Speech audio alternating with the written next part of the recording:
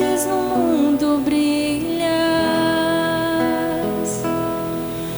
Aleluia, aleluia, aleluia, aleluia, aleluia, aleluia.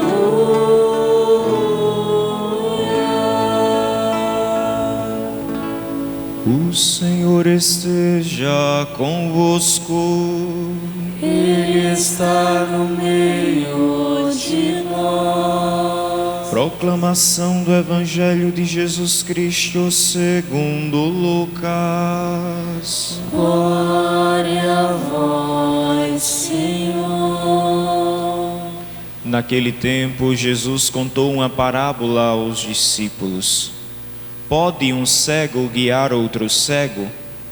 Não cairão os dois num buraco? O discípulo não é maior que o mestre. Todo discípulo bem formado será como o mestre. Por que vês tu o cisco no olho do teu irmão e não percebes a trave que há no teu próprio olho? Como podes dizer a teu irmão: irmão, deixa-me tirar o cisco do teu olho, quando tu não vês a trave no teu próprio olho?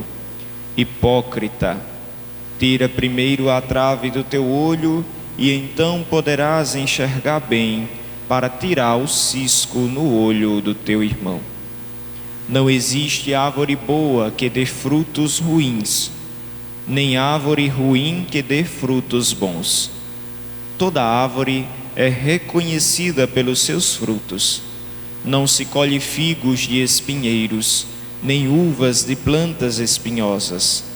O homem bom tira coisas boas do bom tesouro do seu coração, mas o homem mau tira coisas más do seu mau tesouro, pois sua boca fala do que o coração está cheio.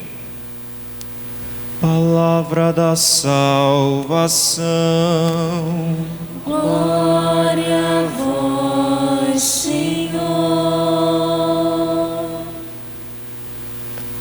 Querido povo de Deus, podemos nos assentar um instante para meditarmos a palavra do Senhor que vem ao nosso encontro neste 8º domingo do tempo comum.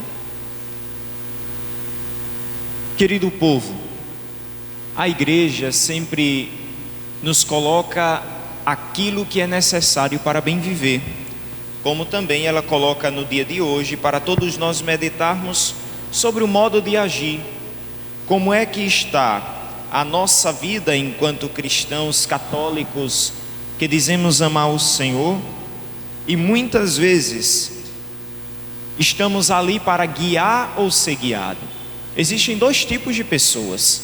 Existem aqueles que são guiados por alguém e existem aquelas pessoas que guiam alguém. E comumente quem guia alguém também é guiado. Agora, o problema não é ser guiado e nem guiar. O problema é saber quem é a base deste guia. Em quem este guia se espelha para guiar a outras pessoas. Foi o que aconteceu, queridos irmãos e irmãs. É o que acontece nesta primeira leitura, faz parte do contexto desta primeira leitura do livro do Eclesiástico, como também no Evangelho. Na primeira leitura que nós acabamos de ouvir, o Eclesiástico, aquilo que é conhecido também como livro Sirácida, porque fora escrito pelo Jesus ben Sirá. Não é Jesus, o nosso Jesus que nós conhecemos, é um judeu, né? Que ali da linha grega também envolvido, depois cristianizado, ou melhor, depois de ser grego, ele passa para o povo judeu, e ali tem essa mistura, né, entre as culturas. Alguém que era da cultura helênica, alguém que era grego, agora começa a ser judaizante, a fazer parte do templo, a fazer parte das orações. Mas este Jesus ben Sirácida olha para a situação do seu povo, que estava dentro de uma cultura grega, dentro de uma cultura helênica e o povo estava se perdendo. O povo estava se misturando, um sincretismo fazia parte do povo de Deus, porque o povo não sabia se cria em Deus ou se cria nas culturas helênicas. Então ficava aquela misturada toda na cabeça do povo. E Jesus ben Sirá, o escritor, o autor sagrado do livro Siracida, o Eclesiástico, que nós acabamos de ouvir na primeira leitura, ele vai dizer o seguinte: quando a gente sacode a peneira, fica nela só os refugos. Quando a gente bota alguma coisa na peneira para passar por ela, só passa as partículas menores, mas em cima na peneira ficam os refugos. Assim, os defeitos de um homem aparecem no seu falar. E aqui vai uma demonstração por parte do autor sagrado. Como o forno prova os vasos do oleiro, assim o homem é provado na sua conversa. O fruto revela como foi cultivada a árvore. Não elogies a ninguém antes de ouvi-lo falar, pois é no falar que o homem se revela, ou que o homem é revelado. O falar é algo que está intrinsecamente ligado com o ser da pessoa. Com certeza nós já passamos por essa situação de vermos alguém, achar alguém interessante e dizer assim: rapaz, a gente dá todos os créditos, né? A pessoa de longe, a gente dá todos os créditos. Essa pessoa eu acho que é de confiança. Olha como ela se porta, olha como ela se veste. Tá elegante, bonita, né? E a gente tudo assim, maltrapilho, tudo. Não, essa pessoa com certeza é alguém que dá para confiar. Quando você começa a se aproximar daquela pessoa e você vê que de sua boca só saem palavras maldosas, palavras que não têm base alguma naquilo que nosso Senhor Jesus Cristo, aquele a quem nós seguimos, nos pediu, a gente já dá um passo atrás e diz: epa, eu acho que aqui não era aquilo que eu pensei. Porque muitas vezes, queridos irmãos e irmãs, nós somos estes que depositamos confiança em alguém somente pela capa, porque nós vimos que alguém, por estar bem vestido, alguém por ser influente na sociedade, é digno de nossa confiança. Não, nem todos. Não elogies o homem a ninguém antes de ouvi-lo falar, pois é no falar que o homem se revela. Quem de nós também já não ouviu coisas absurdas de alguém que a gente nunca esperou ouvir, somente porque ela foi posta em pressão? No momento da pressão, no momento em que é colocado na peneira, como nos diz a primeira leitura, a gente solta coisas que a gente diz: meu Deus, isso estava em mim? Eu era capaz de dizer isso? Sim, aquilo é a verdade do teu coração. Sob pressão, nós conseguimos distinguir quem é a pessoa que diz ser e quem de fato a pessoa é. Quando a pessoa se encontra contra a parede, ali nós podemos perceber quem de fato é esta pessoa. Porque naquele momento de pressão, no momento em que esta pessoa é colocada no vaso, ou melhor, no forno, onde se prova o oleiro, onde se prova o barro, onde se prova o vaso de barro, ali nós sabemos quem de fato é a pessoa. Guiar. Guiar é o primeiro verbo que nós podemos meditar nesta primeira leitura. Guiar é uma situação em que quem é guiado se coloca nas mãos de quem guia. Mas é preciso saber que aquele que é guiado e aquele que guia devem estar voltados para alguém que é o guia maior. Quem é que está sendo o guia da sua vida? Quem é que está te guiando nos caminhos da verdade e da justiça? É bom a gente perguntar. Ah, padre, eu me aconselho muito com uma amiga minha. A gente está sempre ali no salão de beleza, fazendo as unhas, né? Ajeitando o cabelo, e ela me ajuda sempre. Eu partilho as coisas com ela e ali ela me dá ótimos e bons conselhos. Quem é que te ajuda, homem? Quem é que te guia, te faz refletir sobre tua vida? Ah, padre, tem isso comigo não. Aqui qualquer amigo meu, quando a gente está jogando uma peladazinha, jogando uma bola ali na mesa de bar, nós nos auto-aconselhamos. Queridos irmãos e irmãs, errado estamos nós se colocamos a confiança se seguimos aconselhamentos de pessoas que estão conosco somente na hora do lazer, somente na hora em que tudo é bom, em que tudo é conveniente. A leitura de sexta-feira, a primeira leitura da liturgia de sexta-feira, se o padre não está enganado, mas é sim, ali nós temos: não confies em todo mundo. Os teus amigos, os teus conselheiros, sejam poucos, sejam reservados. Se possível, conta-se em uma só mão, não é em todos os dedos que nós temos os 20 dedos, mas em uma só mão a gente consegue tirar 1 ou 2, que são de fato teus conselheiros. Quem é que te aconselha? São os mesmos, ou melhor, são somente aqueles que estão contigo no momento bom da vida? Ou os teus conselheiros são contigo provado no fogo? Ou os teus conselheiros são aqueles ou aquelas que contigo passam pelo tempo tenebroso, que contigo estão naqueles momentos em que você não tem nada, em que de você não sai nada a não ser, muitas vezes, amargura, tristeza, dificuldades, e mesmo assim aquele teu conselheiro está contigo. Aquela pessoa está contigo porque, sabendo que você passou na dificuldade, conseguirá lucrar e se alegrar contigo na alegria. O conselheiro não é aquele que vem do nada, mas é aquele que contigo foi provado no forno. E por ter sido provado no forno, agora podem transbordar de alegria, porque sabe que o vaso está tão seguro que água nenhuma jorrará, que água nenhuma fará com que aquele barro que foi ao forno fora quebrado, fique quebrado ou se quebre. Guiar-se, queridos irmãos e irmãs, é coisa séria. Olhar para quem é que guia as nossas atitudes, as nossas ações, não é brincadeira.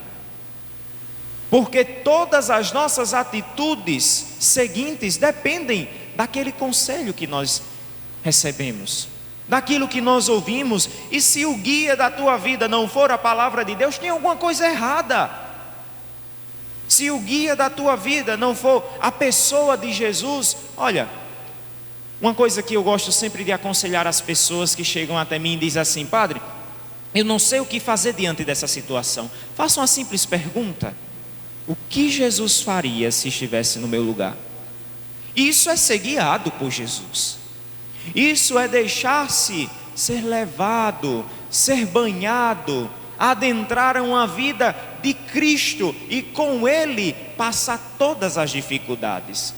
Se antes de você fazer esta pergunta, o que Jesus faria no meu lugar, você correr para a sua amiga que vai a manicure com você, se você correr para o seu amigo que joga bola com você, ou vai só amigo de mesa, né, que a gente chama, está errado. Nós não estamos sendo guiados coisa alguma, porque aqui é que entra nosso Senhor dizendo: pode um cego guiar outro cego? Pode alguém que já está também no erro guiar outra pessoa que está se afundando? Os dois cairão no mesmo buraco. Queridos irmãos e irmãs, e esta questão da cegueira, esta questão do guiar-se, vai ser sempre uma espada de dois gumes. Ou você, por estar na função de guiar alguém, vai ser moralista demais. O que é ser moralista demais? Pegar um chicote e subir em cima de uma cadeira e ficar chicoteando outro. Rapaz, vai para o céu, tu tem que ser santo, tu tem que fazer as coisas certas, tu tem que ser justo, e tome chicote nos outros. Enquanto você, olha, está com os olhos vendados e fechados para você mesmo, que é pecador do mesmo jeito do outro. Ou você vai ser moralista demais, ou você vai ser laxo demais. O que é ser laxo, padre? Deixa para lá, vai, nosso Senhor é misericórdia, nosso Senhor é bondoso demais, ninguém vai para o inferno, pelo contrário, o inferno nem existe. Ou você vai subir numa cadeira, numa posição que não é sua, numa posição de juiz, e chicotear o seu irmão porque está errando, porque o que está no olho do teu irmão é somente um cisco. Já pararam para prestar atenção nisso? Jesus, quando vai falar sobre o cisco, sobre a cegueira espiritual, também a cegueira do outro, Jesus vai dizer o seguinte: por que vês tu o cisco no olho do teu irmão e não percebes a trave? Já viram a diferença do cisco para a trave? O cisco é uma poeirinha que incomoda o nosso olho, às vezes dá um vento forte, cai uma pedrinha no olho, alguma palhazinha pequenininha e a gente fica agoniado. Por que tu vês o cisco, algo pequeno no olho do teu irmão e não percebes a trave do teu olho? Aqui há uma diferença, porque muitas vezes no teu irmão só há um cisco, só há uma coisa pequena, uma falha, e em ti há uma coisa muito maior, em que você, para se anular, para não querer se comprometer em crescer, em mudar, você prefere estar julgando a vida dos outros e não olha para a sua. Olhar o cisco do olho do teu irmão e querer tirar e querer ajudar, antes precede e pede que você também tire o seu, que é maior. Na vida de igreja, na vida da nossa igreja, na vida da nossa família, do nosso trabalho, quantas vezes a gente não viu isso? Pessoas que os pecados são mais cabeludos do que tudo, como a gente costuma chamar, são grandes, mas porque alguém passou aqui e disse: esse banco devia estar ali, coloca esse banco lá do outro lado, sem dizer a ninguém, sem comentar a ninguém, essa pessoa já se tornou a pior pessoa do mundo. Como é que pode? Essa pessoa quer ser autoritária, essa pessoa quer mudar tudo do nada, nem disse o padre, nem disse a ninguém, nem disse a mim que estou com a chave da igreja, sou a dona da chave e sou a dona da igreja. Como é que pode? Por conta de uma falha pequena de alguém, a gente logo esquece as grandiosas que ninguém vê, que ninguém sabe, que nós cometemos, mas que temos em conta na nossa vida.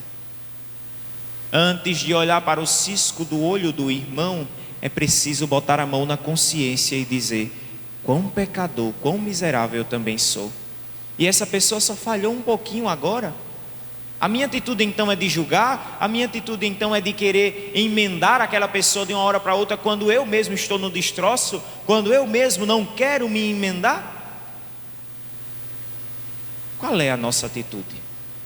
Perguntemos ao Senhor e perguntemos também a nós mesmos: o que é que nós estamos fazendo da nossa vida? Quem é que nós estamos sendo nesta vida de cristãos, enquanto pessoas que querem guiar e são guiadas? É preciso ser guiado por Cristo, porque com Cristo, uma pessoa que está sendo guiada por Cristo nunca se colocará no lugar de juiz do seu irmão, querendo tirar os ciscos do olho do outro quando tem uma trave em si. Mas quem está ligado a Cristo desejará ardentemente dar bons frutos. Não se pode colher uma uva de um espinheiro, não se pode colher uma manga de um cajueiro. Não podemos esperar de nós, de mim e você, vontade própria de ir para o céu. Não podemos esperar do outro, do irmão, que ele seja bom, que ele seja justo, que ele seja verdadeiro, porque isto não é comum aos homens. Isto só vem através da graça de Deus. Então aqui está o erro, quando você pega um chicote e, sendo pecador como outro, sobe num patamar e toma-lhe nas costas do outro. Quando você mesmo não procura a graça de Deus para estar inteiro com Ele, para ser melhor, para ser justo, verdadeiro, santo, honesto. Queridos irmãos e irmãs, não é de nós, não é da nossa natureza humana, pecadora, sermos santos ou querermos ser santos por vontade própria. Nós não conseguiremos ir para o céu sozinhos. E muitas vezes a gente é orgulhoso, achando que devemos e podemos ir para o céu sozinho, mas nós só poderemos alcançar o céu com a graça de Cristo. E você que faz parte desta árvore, está ligada a quem? Está ligado a quem? É a Cristo, que no Evangelho de João diz: eis que eu sou a videira e vocês são os ramos. Nós estamos enxertados na videira verdadeira, ou nós estamos enxertados em nós mesmos?